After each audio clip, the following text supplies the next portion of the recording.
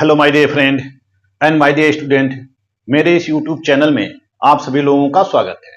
मैं आप लोगों को इस समय BA third year fifth semester से द्वितीय प्रश्न पत्र प्रिंसिपल्स ऑफ पब्लिक एडमिनिस्ट्रेशन लोक प्रशासन के सिद्धांत पढ़ा रहा हूं और लोक प्रशासन के सिद्धांत के अंतर्गत मैं इस समय आप लोगों को यूनिट 7 पढ़ा रहा हूं। पिछले वीडियो में यूनिट 7 से मैंने आप लोगों को विकास प्रशासन का उद्देश्य, विशेषताएं और विकास प्रशासन के साधन से अवगत कराया था। इस वीडियो के अंतर्गत मैं आप लोगों को विकास प्रशासन का क्षेत्र और विकास प्रशासन की सफलता के लिए आवश्यक शर्तों के बारे में बताऊंगा। तत्पश्चात मैं आप लोगों को प्रशासकीय विकास के बारे में बताऊंगा, एडमिनिस्ट्रेटिव डेवलपमेंट के बारे में बताऊंगा। तो आइए चलते हैं अपने विषय की ओर, देखते हैं विकास प्रशासन के क्षेत्र क्या है। जैसा कि पिछले वीडियो में मैंने आप लोगों को बताया कि विकास प्रशासन क्या है, इसका अर्थ क्या है, इसकी विशेषताएं क्या हैं, इसके उद्देश्य क्या हैं इत्यादि विभिन्न बातों से अवगत कराया। विकास प्रशासन के क्षेत्र, जैसा कि मैं आप लोगों को कई बार बता चुका हूं कि क्षेत्र का मतलब होता है एक एरिया से, या हम किन किन एरिया में इस विषय का अध्ययन कर सकते हैं। जैसे राजनीति विज्ञान का क्षेत्र, दर्शन शास्त्र का क्षेत्र, राज्य का क्षेत्र वगैरह जो भी है। तो हम किन किन एरिया तक, किन किन सीमाओं तक हम इसका अध्ययन कर सकते हैं, या किन किन सीमाओं में हम इन चीजों को लागू कर सकते हैं, उसको हम क्षेत्र कहते हैं, उसको हम एरिया कहते हैं, या स्कोप कहते हैं, या हम उसको स्कोप कहते हैं। इसके क्षेत्र को मैं विभिन्न शीर्षकों के अंतर्गत बताऊंगा। जैसा कि व्यवहारिक रूप से विकास प्रशासन के क्षेत्र में वे सभी बातें आ जाती हैं, वे सभी गतिविधियां आ जाती हैं जो किसी एक देश के प्रशासन के द्वारा उस देश के विकास के लिए संपन्न की जाती हैं। यानी कि जब देश के विकास के लिए जिन जिन क्षेत्रों में प्रशासन किया जाता है वह सब विकास प्रशासन के क्षेत्र के अंतर्गत आ जाता है। विकास प्रशासन के क्षेत्र के अंतर्गत हम सामाजिक क्षेत्र को ले सकते हैं, राजनीतिक क्षेत्र को ले सकते हैं, आर्थिक क्षेत्र को ले सकते हैं, सांस्कृतिक क्षेत्र को ले सकते हैं, औद्योगिक क्षेत्र, कृषि क्षेत्र, मानवीय प्रशासनिक क्षेत्रों को भी ले सकते हैं। तो इन क्षेत्रों में विकास प्रशासन के द्वारा विविध स्तर पर विकास किया जाता है। सांस्कृतिक क्षेत्र हो, या सामाजिक क्षेत्र हो, या राजनीतिक क्षेत्र हो, या आर्थिक क्षेत्र हो, या औद्योगिक क्षेत्र हो, किसी भी क्षेत्र, इन सभी क्षेत्रों में व्यापक पैमाने पर विकास किया जाता है। तो आइए समझते हैं कि विकास प्रशासन का क्षेत्र क्या है। पहला क्षेत्र है राष्ट्र निर्माण और सामाजिक एकता। जैसा कि विकास प्रशासन का उद्देश्य है राष्ट्र का निर्माण करना, विकास प्रशासन का यह उद्देश्य है राष्ट्र का निर्माण करना। तो इस चीज को हम विकास प्रशासन के क्षेत्र के अंतर्गत भी ले सकते हैं। जैसे कि उपनिवेश काल में जब अंग्रेज भारत में आते हैं उपनिवेश काल में, तो भारत में फूट डालो और शासन करो की नीति के आधार पर भारतीयों के ऊपर प्रशासन करना शुरू करते हैं। और जब फूट डालो और शासन करो की नीति अपनाते हैं तो भारतीयों को विभिन्न जातियों में तोड़ते हैं, विभिन्न वर्गों में तोड़ते हैं, विभिन्न धर्मों में तोड़ते हैं, और इसके पश्चात उनमें फूट डालकर किसी एक वर्ग को या एक जाति को अपने में मिला लेते हैं और उनके माध्यम से अन्य सभी जातियों पर शासन करते हैं। तो अंग्रेजों की नीति होती है फूट डालो और शासन करो। जब अंग्रेजों की नीति होती है फूट डालो और शासन करो, तो फूट डालो और शासन करो की नीति से पूरा भारत अंग्रेजों के अधीन हो जाता है। केवल भारत में ही नहीं, जहां जहां अंग्रेजों का शासन होता है, जैसे लैटिन अमेरिका, अफ्रीका, जहां जहां अंग्रेजों का शासन होता है वहां वहां उन्होंने यही नीति अपनाई, फूट डालो और शासन करो की नीति ही अपनाते हैं, फूट डालो और शासन करो की नीति ही अपनाते हैं। और परिणाम यह होता है कि उन देशों में सामाजिक विखंडन पैदा हो जाता है, सामाजिक विखंडन। और जब सामाजिक विखंडन पैदा हो जाता है तो सभी लोग आपस में ही लड़ने लगते हैं। जाति पाति, ऊंच नीची, धर्म इत्यादि विभिन्न भेदभाव उत्पन्न हो जाते हैं, सामाजिक विषमता उत्पन्न हो जाती है। और जब सामाजिक विषमता उत्पन्न हो जाती है तो यह राष्ट्र निर्माण में बाधक सिद्ध होती है, सामाजिक एकता में बाधक सिद्ध होती है। तो जब विभिन्न देशों को आजादी मिलती है, स्वतंत्रता मिलती है, तो वह राष्ट्र निर्माण और सामाजिक एकता में लग जाते हैं, यानी कि स्वतंत्रता के बाद सभी देशों ने राष्ट्र निर्माण और सामाजिक एकता को बनाए रखने के लिए विभिन्न कानून बनाए। विभिन्न जो सामाजिक संरचनाएं उसमें हो गई थी, उन सामाजिक संरचनाओं को तोड़कर नई सामाजिक संरचनाओं की स्थापना किया और नई सामाजिक संरचनाओं की स्थापना कानून बनाकर उन्होंने किया। जैसे हम देख सकते हैं कि हमारे भारतीय संविधान के अंतर्गत अनुच्छेद 15 में एक कानून बनाया गया। यह मौलिक अधिकार, इसको हम मौलिक अधिकार कहते हैं और इसको हम मौलिक अधिकार कहते हैं। इसमें यह कहा गया है कि धर्म, मूल, वंश, लिंग, जात के आधार पर विभेद से प्रतिषेध। हम किन्हीं आधारों पर भारतीयों के साथ भेदभाव नहीं कर सकते। ये जो सरकार होगी सबकी होगी। यह सरकार में सरकार में जो हिस्सेदारी होती और सरकार में जो हिस्सेदारी होगी वह सबकी हिस्सेदारी होगी, सभी वर्गों की होगी, सभी धर्मों की होगी और सभी लोगों की होगी। और हम भारतीय हैं, यानी कि हमारे यहाँ विविधता होते हुए भी एकता स्थापित की गई है हमारे भारतीय संविधान के द्वारा। तो यह जो विकास प्रशासन है, विभिन्न सामाजिक धार्मिक तनावों को तोड़कर, तनाव को समाप्त करके सामाजिक सद्भावना लाने का प्रयास करता है, ताकि एक स्वस्थ और स्वच्छ समाज का निर्माण हो सके। स्वस्थ और स्वच्छ समाज का निर्माण हो सके। हम देखते हैं कि इस संदर्भ में हम देखते हैं कि भारत सरकार के द्वारा विभिन्न नीतियां बनाए जाते हैं, विभिन्न कार्यक्रम चलाए जाते हैं, ताकि सभी लोगों को समान सुविधाएं मिलती रहें। किसी भी प्रकार का भेदभाव न हो, ऊंच नीच, अमीर गरीब, जाति पाति धर्म का भेदभाव न हो, यानी कि सामाजिक समरसता की स्थापना की गई है। और जब हमारे समाज में सामाजिक समरसता होगी तभी हम राष्ट्र निर्माण में योगदान कर सकेंगे। यानी कि हमें अपने को केवल भारतीय करना होगा, न तो हिंदू करना होगा, न मुस्लिम करना होगा, न सिख ईसाई करना होगा। हमें केवल एक भारतीय कहना होगा और भारतीय होने के नाते यह हमारा कर्तव्य बनता है कि हम अपने देश के विकास में सहयोग करें, अपने राष्ट्र की रक्षा करने के लिए अपना सर्वस्व बलिदान कर दें। आइए दूसरा देखते हैं, विकासात्मक नियोजन। विकासात्मक नियोजन क्या है? ये नियोजन का मतलब होता है प्लानिंग। नियोजन का तात्पर्य, नियोजन से आप क्या समझते हैं? प्लानिंग। नियोजन से तात्पर्य होता है प्लानिंग, अर्थात विकास प्रशासन के अंतर्गत हम विभिन्न विकासात्मक योजनाएं बनाते हैं। जिन जिन क्षेत्रों का विकास नहीं होता है उन क्षेत्रों में विकास करने के लिए हम योजनाएं बनाते हैं। योजनाएं बनाकर हम कार्य करते हैं। बिना योजनाओं के हम कार्य नहीं कर सकते हैं। जैसा कि पिछड़े और विकासशील राष्ट्रों में अनेक प्रकार की समस्याएं उत्पन्न होती रहती हैं। यानी कि जब देश आजाद होते हैं और आजादी के बाद उनके बीच विभिन्न प्रकार की समस्याएं विद्यमान होती हैं। तो ऐसे में विकास प्रशासन के द्वारा क्रमबद्ध नियोजन करके संसाधनों का इस प्रकार उपयोग किया जाता है कि बहुसंख्यक वर्ग को लाभ मिल सके, यानी कि अधिक से अधिक लोगों को लाभ मिल सके। लाभ किसको मिले?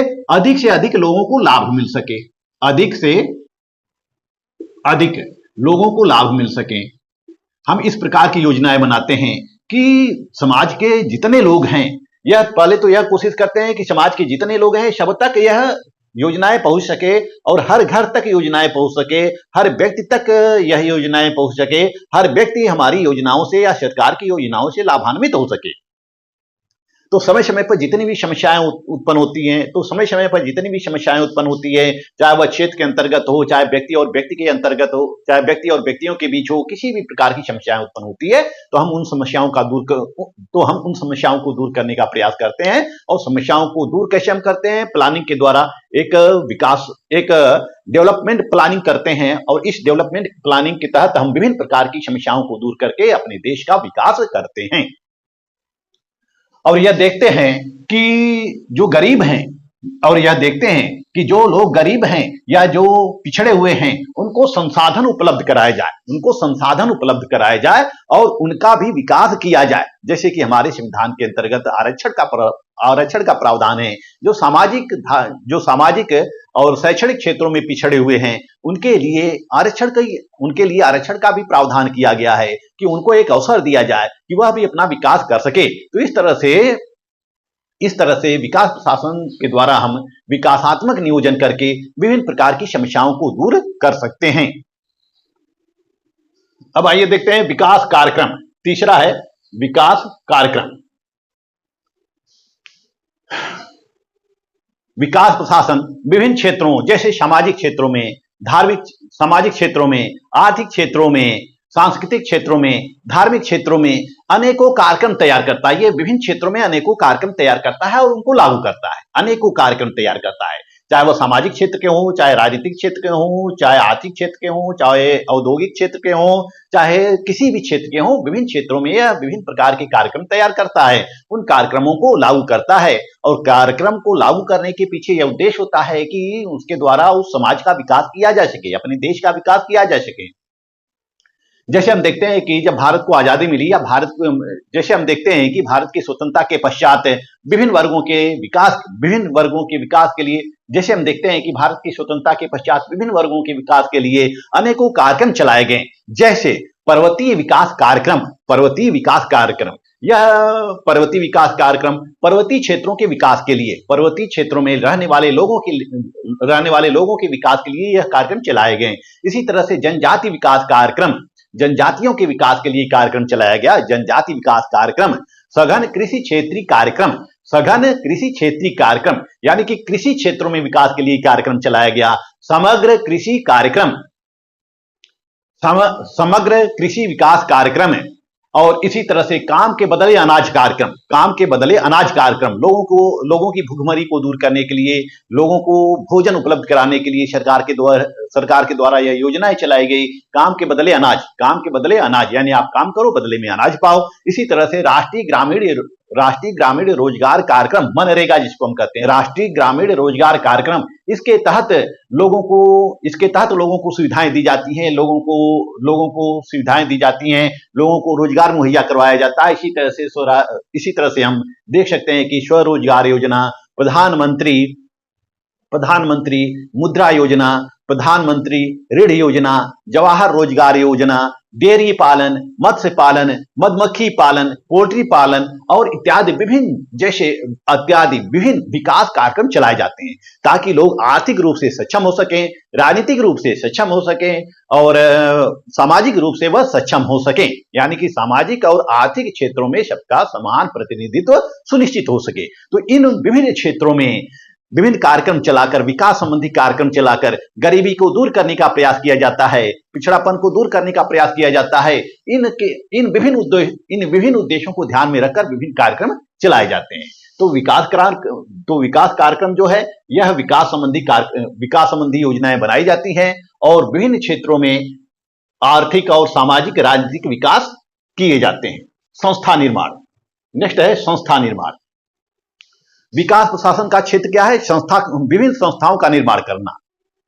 विकास कार्यक्रम की गतिविधियां केवल योजनाओं, नीतियों और कार्यक्रमों के निर्माण तक ही सीमित नहीं है। हम केवल योजना का निर्माण कर लें, केवल नीतियों का निर्माण कर लें, केवल कार्यक्रम का निर्माण कर लें, केवल यही पर्याप्त नहीं है। यानी कि विकास प्रशासन का लक्ष्य केवल नीतियां और योजनाएं बनाना ही नहीं है, वरन विभिन्न संस्थाओं का निर्माण करना भी है। यानी कि विभिन्न संस्थाओं का निर्माण किया जाता है। इसके अंतर्गत विकास संबंधी कार्यों को पूरा करने के लिए विभिन्न प्रकार की संस्थाएं बनाई जाती हैं। जैसे कि हम देखते हैं कि आजादी के पश्चात भारत का विकास करने के लिए विभिन्न विभाग गठित किए गए, विभिन्न विभाग गठित किए गए, जैसे कि गृह मंत्रालय, रक्षा मंत्रालय, विदेश मंत्रालय, वित्त मंत्रालय, उद्योग मंत्रालय, इस्पात मंत्रालय, कपड़ा मंत्रालय वगैरह वगैरह। विभिन्न क्षेत्रों का विकास करने के लिए अलग अलग पृथक विभाग बनाए गए और उन विभागों के भी विभिन्न उप विभाग बनाए गए और विकास संबंधी योजनाओं के द्वारा इन उप विभागों के जरिए विकास संबंधी कार्यक्रम लागू किए जाते हैं, विकास की योजनाओं को पूरा किया जाता है। तो विकास प्रशासन अपने कार्यों को संपादित करने के लिए विभिन्न संस्थाओं का निर्माण करता है। या तो यह विभिन्न नए नए संस्थाओं का निर्माण करता है, या तो जो पुरानी संस्थाएं होती हैं उन्हीं का सहारा लेता है या उनमें थोड़ा बहुत संशोधन कर देता है, संशोधन करके उन्हीं संस्थाओं के जरिए विकास संबंधी कार्यक्रम को पूरा करता है। जैसे हम विभिन्न संस्थाओं को देख सकते हैं जिन संस्थाओं के द्वारा विविध क्षेत्रों का विकास किया जाता है, जैसे दामोदर घाटी योजना या दामोदर घाटी निगम। इसी तरह से सौर ऊर्जा योजना हो गई। हर घर जल योजना, यानी कि हर घर जल पहुंचाने के लिए जल मंत्रालय के द्वारा यह कार्य किया जाता है। बेटी बचाओ बेटी पढ़ाओ योजना, स्वर्णिम चतुर्भुज योजना, गंगा परियोजना, डिजिटल मेक इन इंडिया, यानी कि भारत को सक्षम बनाने के लिए, तकनीकी रूप से सक्षम बनाने के लिए सभी ऑफिसों का कंप्यूटरीकरण करने के लिए डिजिटल इंडिया कार्यक्रम चलाए जा रहे हैं। डिजिटल इंडिया कार्यक्रम चलाए जा रहे हैं। इसी तरह से डिजिटल इंडिया अभियान चलाए जा रहे हैं। इसी तरह से स्किल इंडिया अभियान चलाया जा रहा है। मेक इन इंडिया अभियान, पीएम मुद्रा अभियान, स्मार्ट सिटी योजना के जरिए शहरों का विकास किया जा रहा है। स्टार्टअप इंडिया, नमामि गंगे योजना, गंगा का विकास करने के लिए, गंगा के क्षेत्रों का विकास करने के लिए नमामि गंगे योजना चलाई जा रही है। कृषि क्षेत्रों में सुधार करने के लिए कृषि सुधार संबंधी योजना चलाई जा रही है। तो इन विभिन्न विकास संबंधी योजनाओं को चलाने के लिए भारत में 58 मंत्रालय की स्थापना की गई है और इसमें करीब 93 विभाग स्थापित किए गए हैं। इन विभिन्न विभागों के द्वारा भारत में विकास संबंधी कार्यक्रम चलाए जाते हैं। आइए देखते हैं पर्यावरण का अध्ययन। विकास कार्यक्रम पर्यावरण का अध्ययन करता है, यानी कि जिस क्षेत्र में जाता है विकास करने के लिए, जिस क्षेत्र में यह विकास करने के लिए जाता है, पहले वहां के पारिस्थितिकी का अध्ययन करता है, इकोलॉजी का अध्ययन करता है कि वहां की सामाजिक संरचना क्या है, आर्थिक संरचना क्या है, भौगोलिक संरचना क्या है। इन विभिन्न आधारों को देखते हुए ही वह उन क्षेत्रों में अपना विकास संबंधी कार्यक्रम लागू करता है, क्योंकि विकास कार्यों में और पर्यावरण में अंतःक्रिया होती है। जिस प्रकार का पर्यावरण होता है उस तरह की हम योजनाएं लागू करते हैं। तो इस तरह से हम देखते हैं कि यह पर्यावरण का भी अध्ययन करता है। जिन क्षेत्रों का विकास करना होता है वहां के इकोलॉजी का अध्ययन करता है, एटमॉस्फेयर का, वहां के इकोलॉजी सिस्टम का अध्ययन करता है, वहां के धार्मिक, सामाजिक, राजनीतिक, आर्थिक तंत्रों के बारे में यह जानकारी प्राप्त करता है, वहां के प्राकृतिक संसाधनों के बारे में जानकारी प्राप्त करता है। छठा देखते हैं प्रबंधकीय क्षमता का विकास एवं प्रशासकीय सुधार। प्रबंधकीय क्षमता का विकास एवं प्रशासकीय सुधार। विकास प्रशासन के द्वारा प्रबंधकीय क्षमता का विकास किया जाता है और जितने भी विभिन्न प्रकार के सुधार होते हैं वह सब विकास प्रशासन के अंतर्गत ही किए जाते हैं। यानी कि प्रशासकीय सुधार समय समय पर जो हमारे भारत में भी प्रशासनिक सुधार किए गए हैं, प्रथम प्रशासनिक सुधार आयोग, द्वितीय प्रशासनिक सुधार आयोग, इसी तरह से विभिन्न आयोगों का गठन किया गया है। प्रशासनिक सुधार आयोगों का गठन किया गया है। उनका लक्ष्य होता है कि हम विविध क्षेत्रों में सुधार करें, चाहे वह शिक्षा का क्षेत्र हो, चाहे चिकित्सा का क्षेत्र हो, चाहे वह लोक निर्माण का क्षेत्र हो, चाहे वह धार्मिक क्षेत्र हो, चाहे वह आर्थिक क्षेत्र हो, चाहे वह राजनीतिक क्षेत्र हो। विविध क्षेत्रों का विकास करें, विविध क्षेत्रों का विकास करें। तो विकास करने के लिए, तो इन सभी विकास करने के लिए एक मैनेजमेंट की आवश्यकता होती है। मैनेजमेंट, प्रबंधकीय क्षमता। तो विकास प्रशासन प्रबंधकीय क्षमता को विकसित करती है। जैसे कि हम अपने प्रशासन का प्रबंध कैसे करें। जैसे विभिन्न प्रकार की कार्रवाई, विभिन्न प्रकार की पद्धतियां होती हैं, कार्रवाई होती है, प्रणाली होती है, विभिन्न प्रकार के व्यवहार होते हैं, प्रक्रियाएं होती हैं, संरचनाएं होती हैं। इन विभिन्न प्रक्रियाओं और संरचनाओं में कैसे परिवर्तन करें, कैसे हम अपने कार्यों को बेहतर करें, कैसे हम अपने क्षमता का विकास करें, अपनी क्षमता कैपेसिटी का विकास हम कैसे करें। तो इन सभी बातों का अध्ययन हम विकास प्रशासन के अंतर्गत करते हैं, विकास प्रशासन के क्षेत्र के अंतर्गत करते हैं और विकास प्रशासन के द्वारा ही प्रबंधकीय क्षमता का विकास किया जाता है कि हम अपने इंस्टीट्यूट को, अपनी संस्थाओं को बेहतर कैसे बनाएं, इसको आधुनिक रूप कैसे दें, हमें कौन कौन सी स्किल अपनानी चाहिए, कौन कौन सी पद्धति अपनानी चाहिए, कौन कौन सी प्रणाली अपनानी चाहिए। इन सभी क्षमताओं का विकास प्रशासन के द्वारा किया जाता है और विकास प्रशासन के द्वारा ही प्रबंधकीय क्षमता का विकास करने के लिए कर्मचारियों को दक्ष किया जाता है, कुशल किया जाता है, उनको नई तकनीकी का ज्ञान कराया जाता है, उनके व्यवहारों में परिवर्तन कराया जाता है, उनके कार्यशैली में सुधार होता है और समय समय पर हम विभिन्न प्रकार के प्रशासनिक सुधार भी करते रहते हैं। जैसे हम प्रशासन के क्षेत्र में सुधार करते हैं, न्याय के क्षेत्र में सुधार करते हैं, पंचायती राज व्यवस्था के क्षेत्र में सुधार करते हैं, और हम देखते हैं कि 73वें और 74वें संवैधानिक संशोधन के द्वारा पंचायती राज व्यवस्था में व्यापक पैमाने पर सुधार किए गए हैं और वर्तमान में वही व्यवस्था चली आ रही है। 1994 से वर्तमान में वही व्यवस्था चली आ रही है। तो समय समय पर जब जब विभिन्न प्रकार की समस्याएं उत्पन्न होती हैं, विभिन्न प्रकार की कठिनाइयां उत्पन्न होती हैं, तो उन कठिनाइयों और समस्याओं को दूर करने के लिए हम प्रशासन में सुधार करते हैं। हम देखते हैं कि हमारे कर्मचारी और अधिकारी आज टेक्नोलॉजी से लैस हैं। आज हम टेक्नोलॉजी से लैस हैं। आज हम विभिन्न ऑफिस में देख सकते हैं, विभिन्न दफ्तर में देख सकते हैं, जो कार्यालय हैं, कार्यालय में देख सकते हैं कि सभी डाटा, यानी कि जो आंकड़ा है, सभी डाटा है, सभी फाइल है, उनका डिजिटलाइजेशन हो गया है। सब रिकॉर्ड कंप्यूटर में अंकित हैं। हम एक जगह बैठे बैठे देश के किसी कोने का हम रिकॉर्ड निकाल सकते हैं। इस तरह से हम देखते हैं कि प्रबंधकीय क्षमता का विकास किया जाता है और जो कर्मचारी होते हैं, अधिकारी होते हैं, उनमें दक्षता का विकास किया जाता है, दक्षता डेवलप किया जाता है, कुशलता डेवलप किया जाता है, तकनीकियों का ज्ञान कराया जाता है, आधुनिक प्रणाली का ज्ञान कराया जाता है। तो विकास प्रशासन के द्वारा ये विभिन्न कार्य किए जाते हैं। मानवीय पक्ष का विकास, हम विकास प्रशासन, जो मनुष्य है, जो मानवीय पक्ष है, यह केंद्रीय बिंदु है विकास प्रशासन का। क्योंकि हम प्रशासन करते हैं या विकास करते हैं, किसके लिए करते हैं? मनुष्यों के लिए ही करते हैं। तो हमें मानवीय पक्ष का विकास पर भी ध्यान देना चाहिए। यह मानवीय पक्षों को भी देखता है। विकास प्रशासन के अंतर्गत हम मानवीय पक्षों की अवहेलना नहीं कर सकते हैं। जब तक मनुष्य का समग्र विकास नहीं होता है, तब तक हम विकास की कल्पना नहीं कर सकते हैं, तब तक हम विकास को विकास नहीं कर सकते हैं। विकास होने के लिए क्या चाहिए? मानवीय पक्ष का विकास चाहिए, मनुष्य के मानवीय पक्ष का विकास चाहिए। और जब तक मानवीय पक्ष का विकास नहीं होगा, तब तक राष्ट्र का विकास भी असंभव है। क्योंकि राष्ट्र के विकास के लिए मानवीय पक्ष का विकास होना चाहिए। जैसे हम देखते हैं कि भारत सरकार के द्वारा समय समय पर पिछड़े वर्गों के लिए विशेष सुविधाएं बनाई जाती हैं, एससी के लिए बनाई जाती है, एसटी के लिए बनाई जाती हैं। उसी तरह से महिलाओं के लिए आरक्षण का प्रावधान किया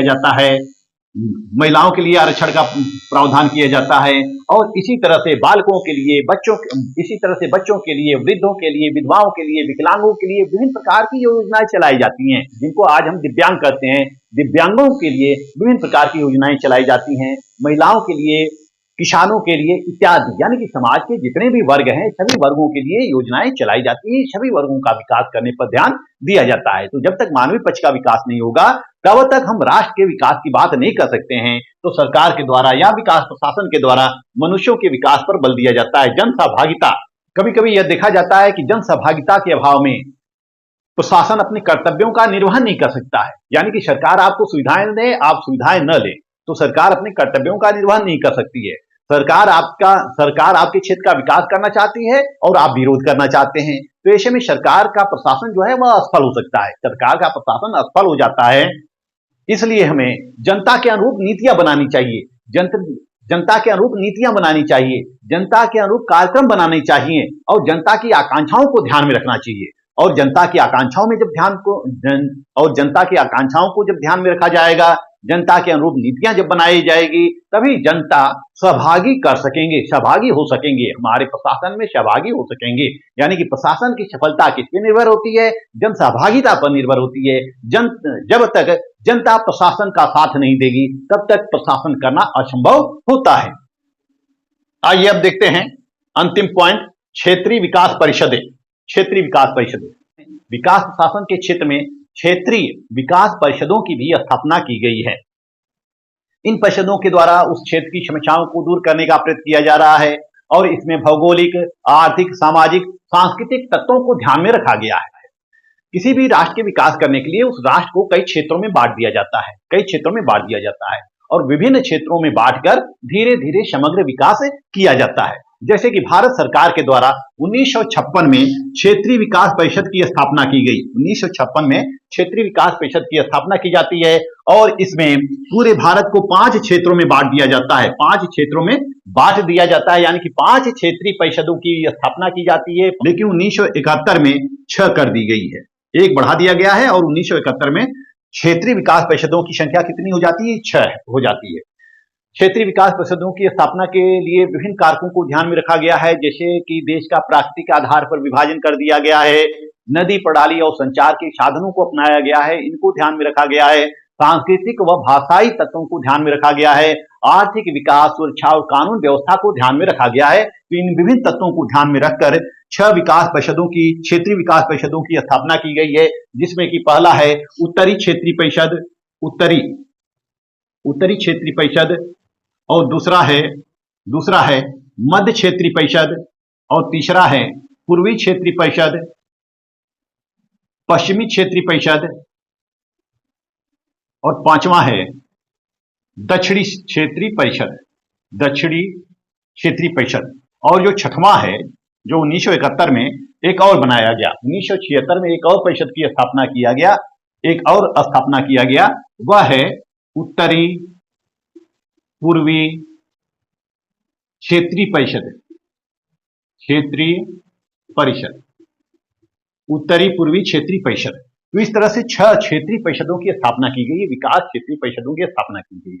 यह जो उत्तरी पूर्वी क्षेत्रीय परिषद है, जिसकी स्थापना 1971 में की गई थी, यह पूर्वोत्तर के सारे राज्य हैं, जैसे असम है, अरुणाचल प्रदेश है, मिजोरम है, नागालैंड है, मेघालय है, त्रिपुरा है और सिक्किम है। ये सारे राज्य, इन सारे राज्यों को मिलाकर उत्तरी पूर्वी क्षेत्रीय परिषद की स्थापना की गई है 1971 में।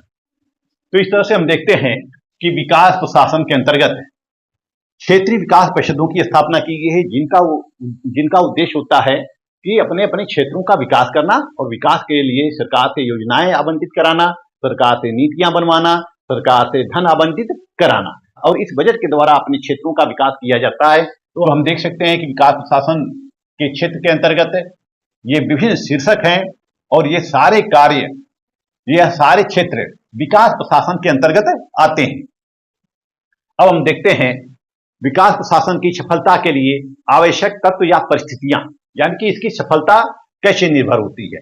सफलता के लिए शर्तें, कंडीशन। अब तक आप लोगों ने पढ़ा विकास प्रशासन क्या है, अर्थ, परिभाषा, क्षेत्र, उद्देश्य, विशेषताएं और विकास प्रशासन के साधन। अब जो लास्ट टॉपिक है वह विकास प्रशासन की सफलता के लिए आवश्यक शर्तें। हम विकास प्रशासन को कैसे सफल कर सकते हैं, कुछ कंडीशन होनी चाहिए, उस कंडीशन के बिना हम विकास प्रशासन को सफल नहीं कर सकते हैं, या किसी भी प्रशासन को हम सफल नहीं कर सकते हैं। प्रशासन की सफलता के लिए कुछ शर्तें होनी आवश्यक होती है। वह शर्तें कौन है, वह कंडीशन कौन है? जैसे पहला है पर्याप्त संसाधन। देश का विकास करने के लिए पर्याप्त संसाधन होनी चाहिए। संसाधनों के अभाव में हम विकास कार्य नहीं कर सकते हैं। जैसे कि हम किसी क्षेत्र का विकास करना चाहते हो और हमारे पास बजट की कमी है, तो उन क्षेत्रों का हम विकास कैसे कर पाएंगे? तो इसके लिए बजट होना चाहिए, या प्राकृतिक संसाधन होना चाहिए, या भौतिक संसाधन होना चाहिए, या आर्थिक संसाधन होना चाहिए। ये विभिन्न संसाधन होनी चाहिए, प्राकृतिक संसाधन, भौतिक संसाधन, आर्थिक संसाधन, ये विभिन्न संसाधन होनी चाहिए। इसके अलावा हमारे पास मैन पावर भी होनी चाहिए, यानी कि मनुष्य भी होने चाहिए, मैन पावर भी होनी चाहिए, जिनके द्वारा हम विकास कर सकते हैं। तो सफलता के लिए यह पहली आवश्यक शर्त है, पर्याप्त संसाधन। उन्नत प्रौद्योगिकी, यानी कि जो हमारी टेक्नोलॉजी हो वह उन्नत किस्म की हो, आधुनिक तकनीकों के द्वारा हम विकास कर सकते हैं। हम पुरानी पद्धति पे विकास अब नहीं कर सकते हैं, क्योंकि अब समाज बहुत आगे जा रहा है, देश आगे जा रहा है। हम पुरानी पद्धति पे नहीं चल सकते हैं। हम देखते हैं कि हर कार्य के लिए मशीनें आ गई हैं, हर कार्य के लिए मशीन आ गई है, टेक्नोलॉजी आ गई है। हम टेक्नोलॉजी का उपभोग करके अपने देश को विकसित बना सकते हैं। तो उन्नत प्रौद्योगिकी के द्वारा ही विकास संभव है, या जिस देश में प्रौद्योगिकी नहीं है वहां विकास संभव नहीं है। आज भी हम देख सकते हैं कि कुछ पिछड़े देश हैं, कुछ आदिवासी क्षेत्र हैं, जिनका विकास आज तक नहीं हो पाया है, क्योंकि वहां पर ये सारी चीजें पहुंच नहीं पा रही हैं। वहां पर संसाधन तो हैं, कुछ पिछड़े देशों में संसाधन तो हैं, लेकिन उन्नत प्रौद्योगिकी नहीं है।